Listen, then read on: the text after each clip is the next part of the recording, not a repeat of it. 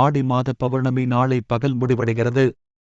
இதையொட்டி இன்று இரவு கிரிவலம் செல்வதற்காக பக்தர்கள் குவிந்தனர். கிரிவலப்பாதை துவங்கும் இடத்தில் மேற்கு காவல் நிலையம் அருகில் இருக்கும் வலம்புரி விநாயகர் ஆலயத்தில் கிருஷ்ணகிரியில் இருந்து வரும் சில பெண்கள் பக்தர்களை மடக்கி திருஷ்டி கழிப்பதாக கூறி வேப்பிலை அடித்து பணம் பெற்றனர். இதனால் பக்தர்கள் மனம் நொந்து சென்றனர். இரவு திடீரென பெய்த மழை பக்தர்களை சிரமத்துக்குள்ளாக்கியது.